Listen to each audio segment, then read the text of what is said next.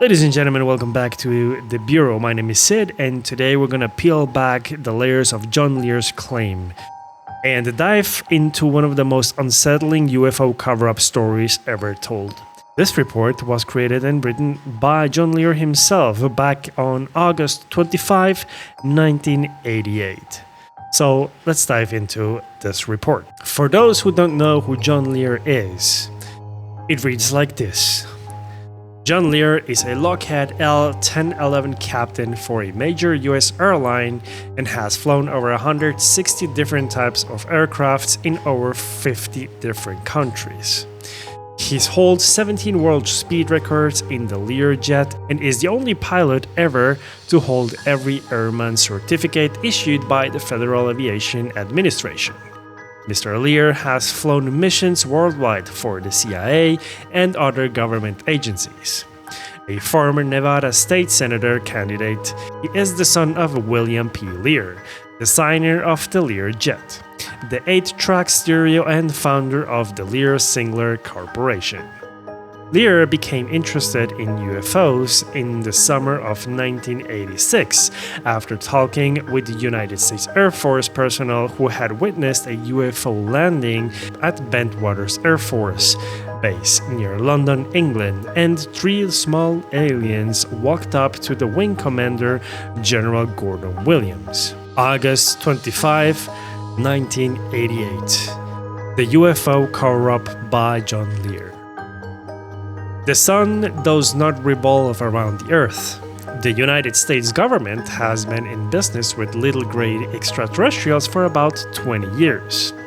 The first truth states here got Giordano Bruno burned at the stake in the 1600s for daring to propose it was real.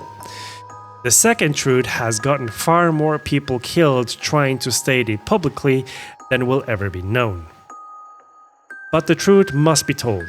The fact that the Earth revolves around the Sun was successfully suppressed by the Church for over 200 years. It eventually caused a major upheaval in the Church's government and thought. A realignment of social and traditional values. That was in the 1800s. Now, about 400 years after the first truth was pronounced, we must again face the shocking facts. The horrible truth the government has been hiding from us for over 40 years. Unfortunately, the horrible truth is far more horrible than the government has imagined. In its effort to protect democracy, our government sold us to the aliens. And here is how it happened. But before I begin, I'd like to offer a word in the defense of those who bargained us away. They had the best of intentions. Germany may have recovered a flying saucer in 1939. General James H. Doolittle went to Sweden in the 1946 to investigate a report of ghost rockets, UFOs, thousands of which had been sighted over a 7-month period. The horrible truth was known by only a very few persons. They were indeed ugly little creatures, shaped like praying mantises, and were more advanced than us by perhaps 1 billion years. Now that is a bold claim. But what's more interesting about this right now is the fact that he is mentioning that indeed ugly little creatures shaped like praying mantises. Well, ladies and gentlemen, do you remember the video that I created just a couple of days ago about Magical Mike, a former Green Beret who said that he was capable or able to contact UAPs via telepathy? In that video, there were images that resembled very closely something that looked like a praying mantis. And if you don't know what I'm talking about, I will link the video right here. You can go ahead and watch it and then come back to this one. Anyways, President Truman quickly put a lid on the secret and turned the screws so tight that the general public still thinks that flying saucers are a joke. Have I ever got a surprise for them? In 1947, President Truman established a group of 12 top military and scientific personnel of their time. They were known as MJ-12, or the Majestic 12. Although the group exists today, none of the original members are still alive. The last one to die was Gordon Gray, former Secretary of the Army in 1984. As each member passed away, the group itself appointed a new member to fill the position. There is some speculations that the group known as MJ-12 expanded to at least several more members. There were several more saucer crashes in the late 1940s, one in Roswell, New Mexico, one in Aztec, New Mexico, and one near Laredo, Texas, about 30 miles inside the Mexican border. Consider, if you will, the position of the United States government at the time. They proudly thought of themselves as the most powerful nation on Earth, having recently produced the atomic bomb, an achievement so stupendous that it would take Russia 4 years to catch up, and only with the help of traitors to democracy. They had built a jet aircraft that had exceeded the speed of sound in flight. They had built jet bombers with intercontinental range that could carry weapons of enormous destruction. The post-war era had brought economic prosperity and the future seemed bright. Now imagine what it was like for those same leaders, all of whom had witnessed the panic of Orson Welles' radio broadcast of the War of the Worlds in 1938. Thousands of Americans panicked at the realistically presented invasion of Earth by beings from another planet. Imagine their horror as they actually viewed the dead bodies of these frightening-looking little creatures with enormous eyes, reptilian skin, and claw-like fingers. Imagine their shock as they attempted to determine how these strange saucers were powered and could discover no part even remotely similar to components they were familiar with. No cylinders and pistons, no vacuum tubes or turbines or hydraulic actuators. It is only when you fully understand that the overwhelming helplessness the government was faced with in the late 40s that you can comprehend their perceived need for a total, throughout, and sweeping cover-up to include the use of deadly force.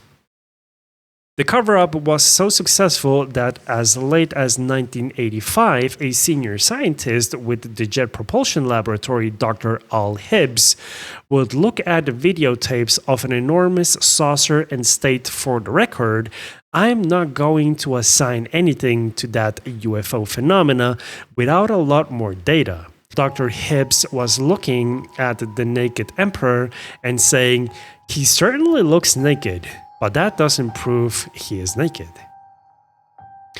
In July of 1952, a panicked government watched helplessly as squadrons of flying saucers flew over Washington, D.C. and buzzed the White House, the Capitol building, and the Pentagon. It took all the imagination and imitations the government could muster to force that incident out of the memory of the public.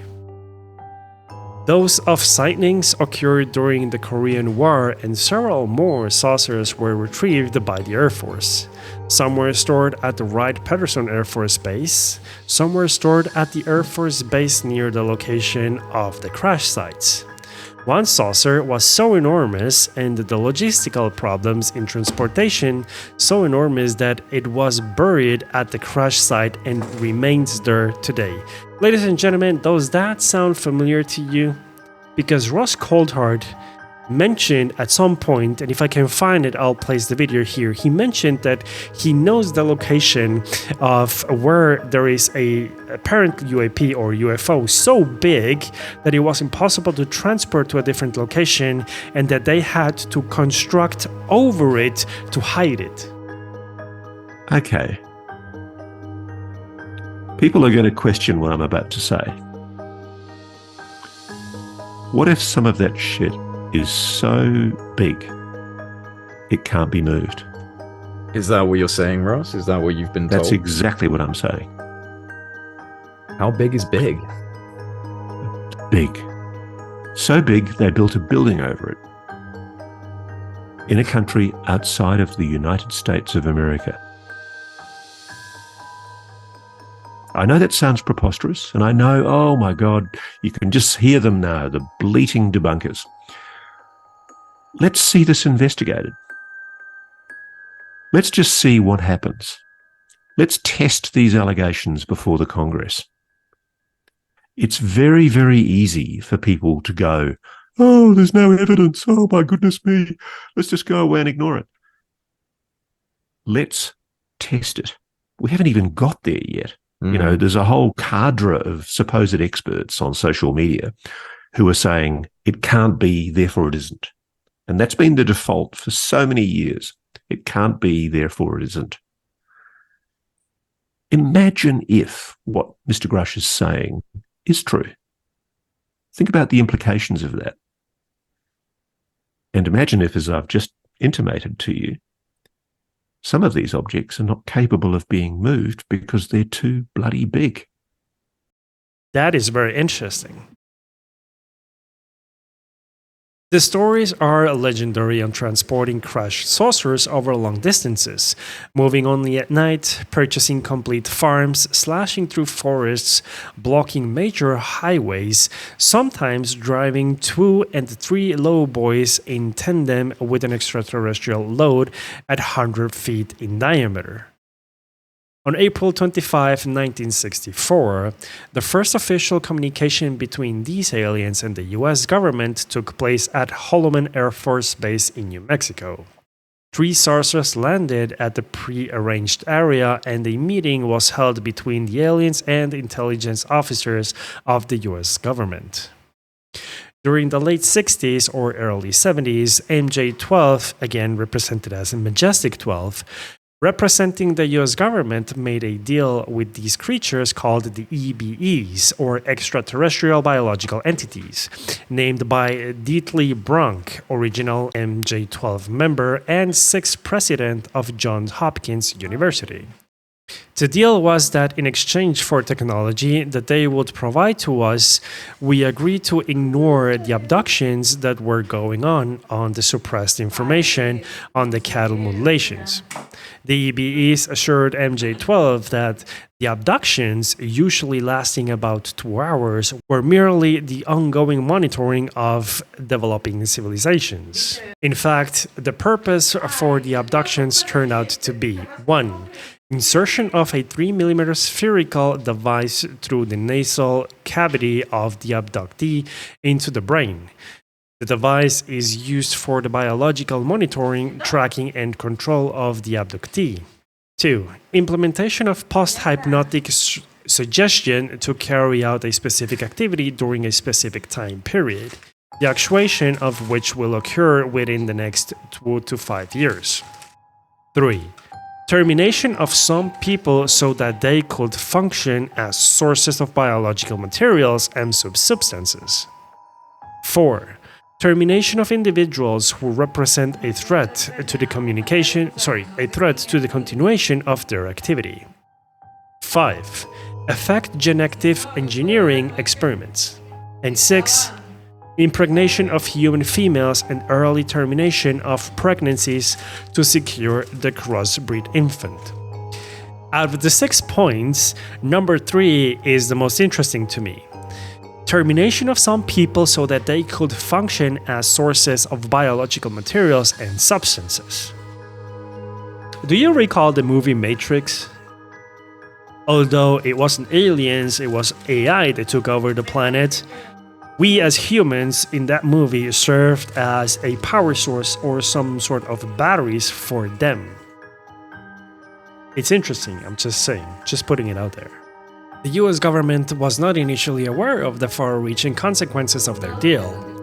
They were led to believe that abductions were essentially benign, and since they figured that the abductions will probably go on anyway, whether or not they agreed, they merely insisted that a current list of abductees would be submitted on a periodic basis to MJ-12 and the National Security Council.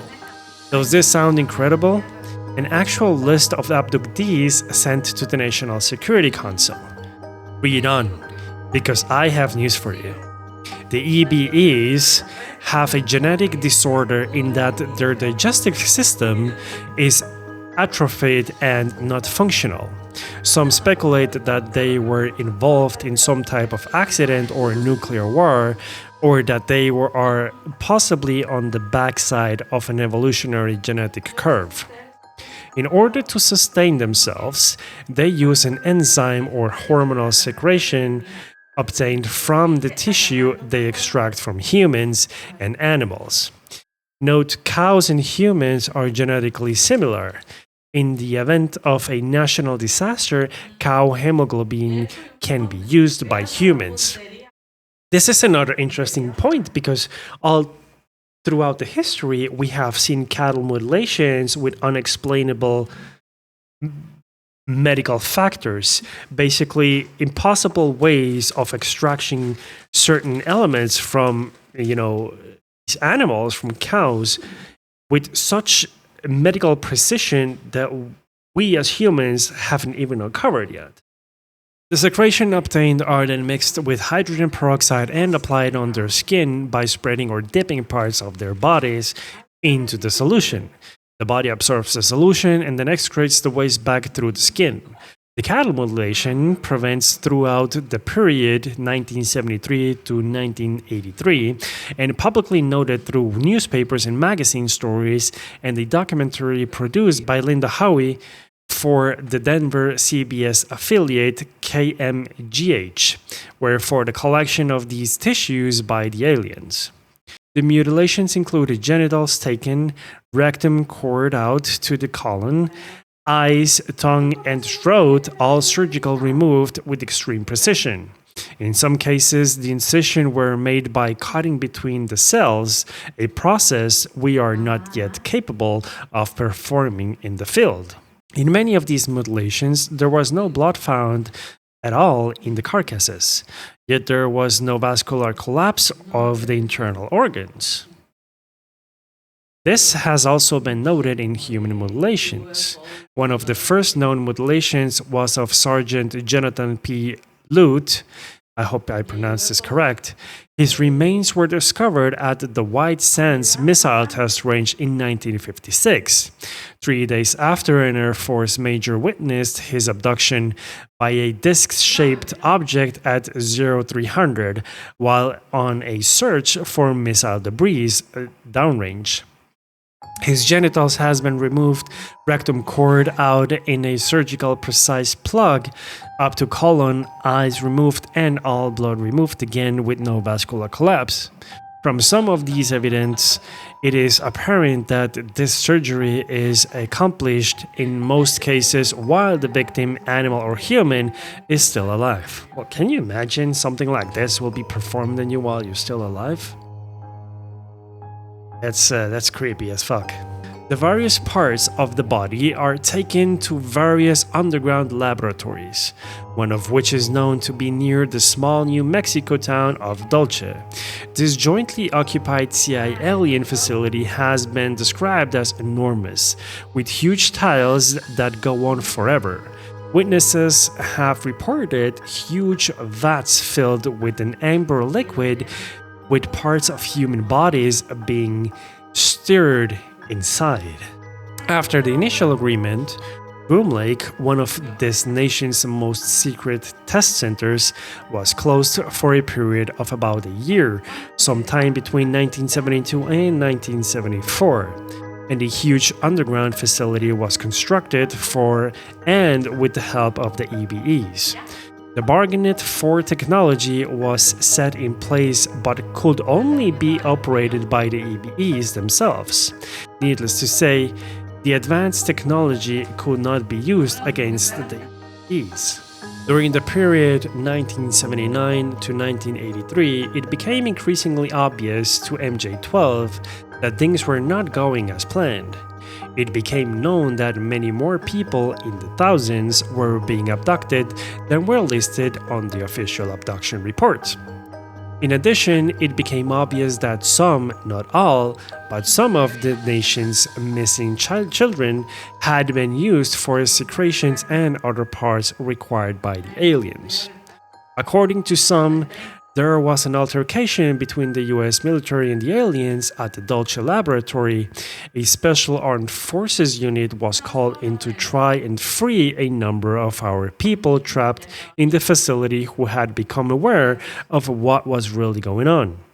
According to one source, 66 of the soldiers were killed in the effort. Well, one point is interesting here because he's saying according to one source. He doesn't say who the source is or where the source is coming from. He says according to one source. So far, it's a pretty good story, but the question is it real? Well, let's continue. By 1983, MJ-12 must have been in the stark terror at the mistake they had made in dealing with the EBEs. They had subtly influenced throughout Dr. Hynek, formerly with the Blue Book Project, who had allegedly broken ties with the Air Force in the late 60s, but who in reality continued to be their informant in his cover capacity as director of the Center for UFO Studies.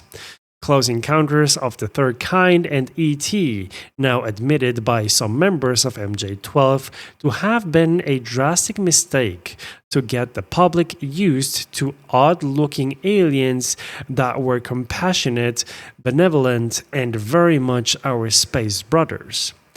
MJ-12 had in effect sold the EBEs to the public and were now faced with the fact that quite the opposite was true.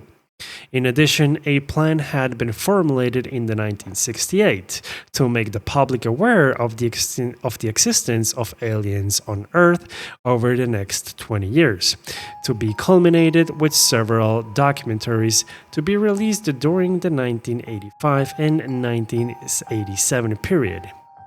These documentaries would explain the history and intentions of the EBEs. The discovery of the Grand Deception put the entire plans, hopes, and dreams of MJ-12 into utter confusion and panic. Ladies and gentlemen, if the government would show the world that aliens are real, how would you do this in a way to avoid panic, confusion, and mass hysteria? Would it make sense to start making movies and show humanity what aliens would look like? I've always said that every movie, even if it's a science fiction story, doesn't matter. Every movie, every story has some sort of truth, even if it's a little. Meeting at the country club, a remote lodge with private golf courses, comfortable sleeping and working quarters, and its own private airstrip built by exclusively for the members of MJ-12. It was a factional fight of what to do now. Part of MJ-12, which had now become military top-heavy, wanted to confess the whole scheme and the shameless it had become to the public, beg their forgiveness, and ask for their support. The other part and majority of MJ-12 argued that there was no way they could do that the situation was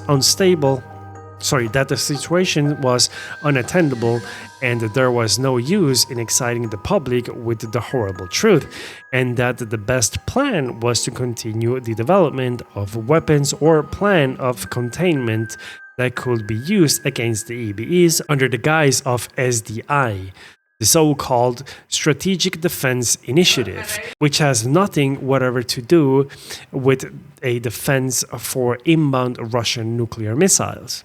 In fact, the real definition of purpose for the SDI reads the plotting, tracking, and acquisition of articles in deep space. As these words are being written, Dr. Edward Teller, father of the H-bomb, is personally in the nuclear test tunnels of the Nevada test site, driving his workers and associates, in the words of one, like a man possessed. And well, he should be, for Dr. Teller is a member of MJ-12 along with Henry Kissinger, Admiral Bobby Inman, and General Lew Allen. Before the Grand Deception was discovered, in following the plan of a meteorite release of information to the public, several documentaries and videotapes were made. William Moore, a Burbank, California-based UFO researcher who wrote The Roswell Incident, a book published in 1980 that detailed the crash recovery and subsequent cover-up of a UFO with 4 alien bodies, has a videotape of 2 newsmen interviewing a military officer associated with MJ-12. This military officer answers questions relating to the history of MJ-12 and the cover-up, the recovery of a number of flying saucers, and the existence of a live alien, one of 3 living aliens captured and designated EBE-1, EBE-2, and EBE-3, being held in a facility designated as YY-II at Los Alamos, New Mexico. The only other facility of this type, which is electromagnetically secure, is at Edwards Air Force Base in Mojave, California. The officer names as previously mentioned, plus a few others: Harold Brown, Richard Helms, General Vernon Walters, and Dr. Theodore von Karman, as being members of MJ-12. The officer also relates the fact that the EBEs claim to have created Christ. The EBEs have a type of recording device that has recorded all the Earth's history and can display it in the form of a hologram. This hologram can be filmed, but because of the way holograms work, it does not come out very clear on film or videotape. The crucifixion of Christ on the Mount of Olives has allegedly been put on film to show the public. The EBEs claim to have created Christ, which, in view of the Grand Deception, could be an effort to disrupt traditional values for undetermined reasons. Another videotape allegedly exists is an interview with an EBE. Since EBEs communicate telepathically, an Air Force colonel serves as an interpreter. Just before the recent stock market crash, several newsmen, including Bill Moore, had been invited to Washington, D.C. to personally film the EBE in a similar type interview and distributed the film to the public. Apparently, because of their market crash, it was felt that the timing was not propitious. In any case, it certainly seems like an odd method to inform the public of extraterrestrials, but it would be in keeping with the actions of a panicked organization who at this point didn't know which way to turn. Moore is also in possession of more Aquarius documents, a few pages of which leaked out several years ago, detailing the super secret NSA project which had been denied by them until just recently. In a letter to Senator John Glenn, NSA's Director of Policy, Julia B. Waltz wrote, "Apparently, there is more or was an Air Force project by the name Aquarius, which dealt with UFOs. Coincidentally, there is also an NSA project by that name.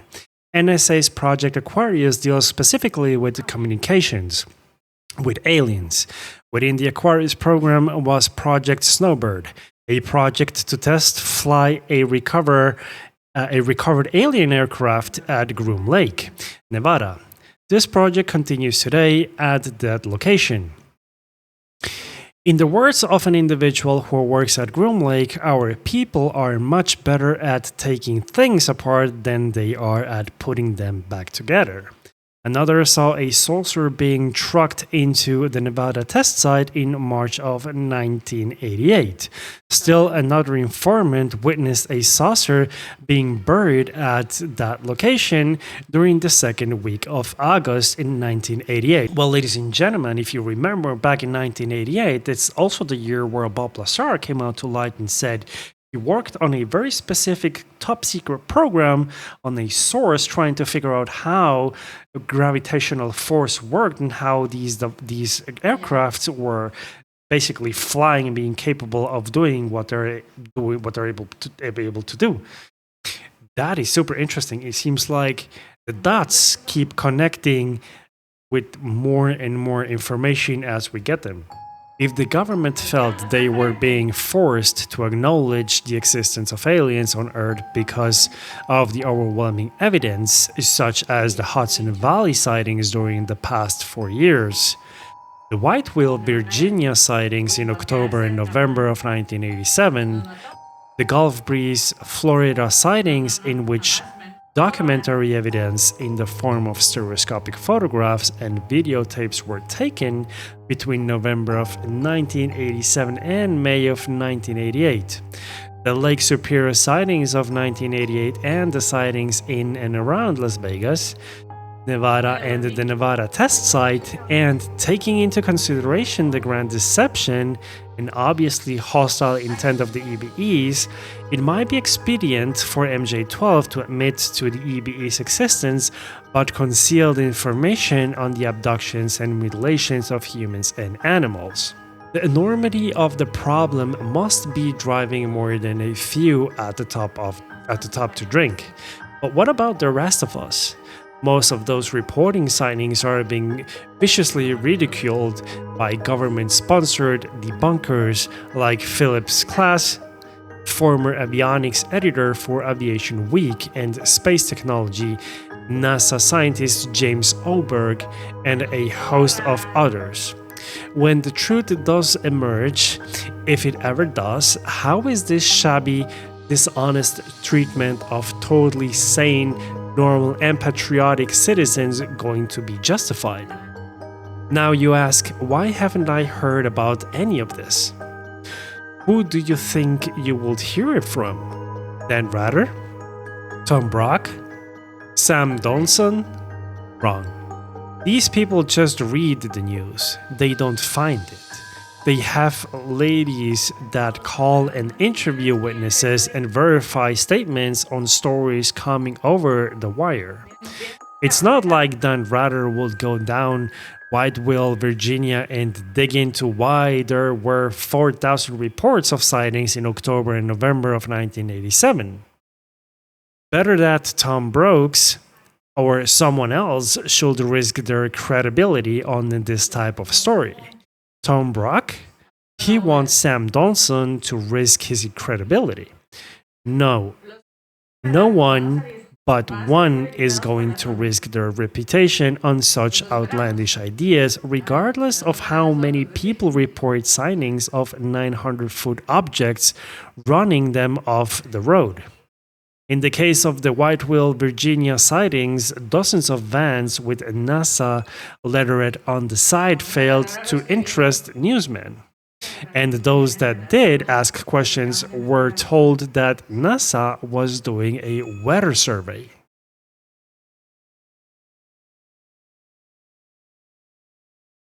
Well, then you ask, what about the scientists? What about Carl Sagan, Isaac Asimov, Arthur C. Clarke? Wouldn't they have known? If Carl Sagan knows, then is committing a great fraud through the solicitation of membership in the Planetary Society to search for extraterrestrial intelligence. Another charade into which the US government dumps millions of dollars every year is the radio telescope in Arecibo, Puerto Rico, operated by Cornell University with guess who? Carl Sagan. Cornell University is ostensibly researching or searching for signals from outer space, a sign maybe that someone is out there. It's hard to believe that relatively intelligent astronomers like Sagan could be so stupid. What about Isaac Asimov? Surely the most prolific science fiction writer of all time would have guessed by now that there must be an enormous cover-up. One current hypothesis is that from the available evidence, it appears that EBEs are trying to be regenerated are trying to regenerate their own species at our expense. They have apparently suffered either some kind of nuclear holocaust, or they may be on the backside of a bell-shaped evolutionary curve where, in essence, they are devolving instead of evolving. In any case, according to reports of several autopsies of aliens that have leaked out, the EBEs have an atrophied digestive system and other physical problems. This would account for their attempts to crossbreed with us as outlined in Intruders by Bud Hopkins, a detailed study of an Indianapolis woman who over several years produced 7 crossbreed alien children, none of whom she was allowed to keep, not that she wanted to. Whatever the answer, these facts are indisputable. The extent and number of persons reported missing every year is a closely guaranteed. No. Whatever the answer, these facts are indisputable. The extent and number of persons reported missing every year is a closely guarded government secret. Since 1980, at least 20,000 children have been reported missing each year. Cattle mutilation, over 14,000 since 1973, are regarded officially by the government as a hoax. Human abduction by aliens are officially regarded by government as a hoax. The latest polls show that 88% of all Americans believe that intelligent life on another planet is probable, and that over 20 million Americans have seen what they believe to be a UFO. But the US government officially dismisses flying saucers as a hoax. What do you think? The best advice I can give you is the next time you see a flying saucer and are awed by its obvious display of technology and gorgeous lights of pure color, run like hell. Well, ladies and gentlemen, that is the report of John Lear, written by him back in August 25, 1988. I gotta say, some of the points made in this report make a lot of sense, because throughout history we have seen cattle mutilations with such precise actions that is impossible to dismiss that this was done by either humans or by something much higher with much more intelligence, much more technology available. Anyways, let me know what you think in the comment section. Did you like this? And if you do, let me know. Like, comment, and subscribe if you enjoyed this. And I guess I see you guys in the next one. Thank you for watching. Bye-bye.